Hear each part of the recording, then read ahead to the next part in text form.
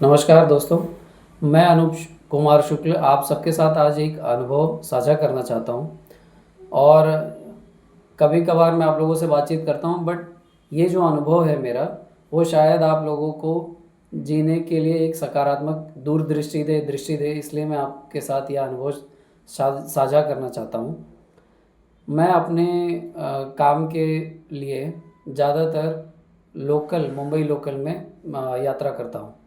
तो ऐसे में मेरी मुलाकात दो बुज़ुर्ग से हुई, दो वयोवृद्ध लोगों से हुई जो पति पत्नी हैं। माताजी की उम्र तकरीबन 70 साल है और बाबा जी की उम्र तकरीबन 76 साल थी। तो मैंने उनको देखा कि वो एक स्टेशन से लौट रहे थे और उनके हाथ में थैला था। उस थैले में नाश्ते की चीज़ें थी जो वो कहीं तो बेचते हैं, और उसमें जैसे मूंगफली, चने, सूखे भुने हुए, खाखरा, ये सारे पैकेट्स से। और उनसे बात करते करते ये समझ में आया कि ये लोग अपनी लाइफ में कुछ ना कुछ करना चाहते हैं। दोनों पति पत्नी सरकारी नौकरी में थे, रिटायर्ड थे और बहुत अच्छे पद पे थे। अब भी उनकी पेंशन भी चालू है, फिर भी वो इस व्यवसाय को कर रहे हैं। वो कह जब हमसे हम मैंने उनसे बात की तो पता चला कि वो इस व्यवसाय को करने का कारण क्या है। मतलब मैंने उत्सुकतावश पूछा, क्या घर में कोई आपका ख्याल नहीं रखता है या पैसे की कोई दिक्कत है? तो उन्होंने कहा, नहीं नहीं, हमारे पास पैसे की कोई दिक्कत नहीं, हमें पेंशन मिलती है, हम सरकारी नौकरी में थे दोनों पति पत्नी, लेकिन हम अपनी शौक़ से ये काम करते हैं। और फिर मैंने पूछा कि ये ज़्यादातर उम्र ये वाली जो है, आप 75-76 साल की उम्र, 70 से 75 की, लोग आध्यात्म की ओर ज़्यादा मुड़ते हैं, तो आप आध्यात्म छोड़कर व्यवसाय की ओर मुड़े हैं। तो उन्होंने बताया कि ये हमारा आध्यात्मिक जीवन ही है जो हम जी रहे हैं।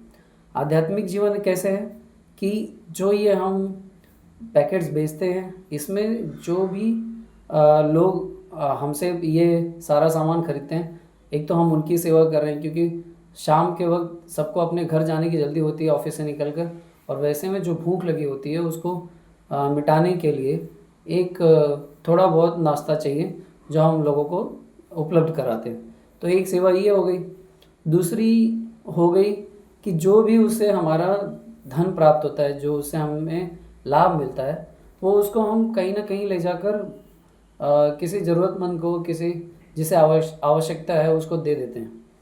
और तो सारा लाभ नहीं देते, जो अपने आने जाने का खर्चा है वो काट कर, और जो पूंजी है उसको निकाल कर।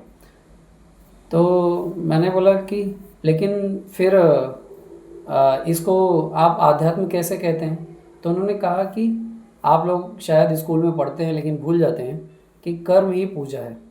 तो मैं अपने कर्म को लगातार कर रहा हूँ और इस कर्म के माध्यम से अपने ईश्वर की पूजा कर रहा हूँ। और मुझे लगता है कि मानव सेवा सबसे बड़ी ईश्वर की पूजा है। तो मैं इस सिद्धांत के अनुरूप जो व्यवसाय करता हूँ, इससे मुझे ऊर्जा मिलती है, और इस व्यवसाय से जो धन लाभ प्राप्त होता है, मैं उससे ज़रूरतमंदों की मदद कर पाता हूँ, जिन्हें आवश्यकता है उन्हें सहायता दे पाता हूँ। बड़ी रुचि की बात ये थी कि उनके बगल में उनकी बहू बैठी थी, जिसे मैं नहीं जानता था।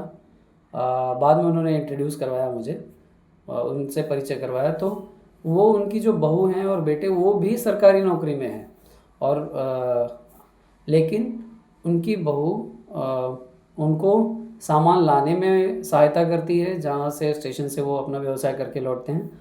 और उनके जो पोते हैं, वो उनको जब उनकी दुकान लगानी होती है शाम में, तो वो सामान ले जाने में सहायता करते हैं। इन दोनों, जहाँ उनका घर है और जहाँ वो दुकान लगाते हैं, उसमें सिर्फ 3 स्टेशन का अंतराल है।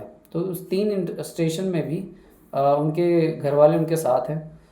तो ये सुनकर बहुत अच्छा लगा कि हम लोग अपनी लाइफ में आजकल अर्ली रिटायरमेंट की बात सोचते हैं, बट मैं ऐसे बुज़ुर्ग दंपति से, वयोवृद्ध दंपति से मिला हूँ जो रिटायरमेंट के बाद भी रिटायर नहीं हुए और अपने काम के से अपने काम से अपने समाज को सहायता दे रहे हैं, उसकी सेवा कर रहे हैं और कर्म ही पूजा है ये सिद्धांत को चरितार्थ कर रहे हैं।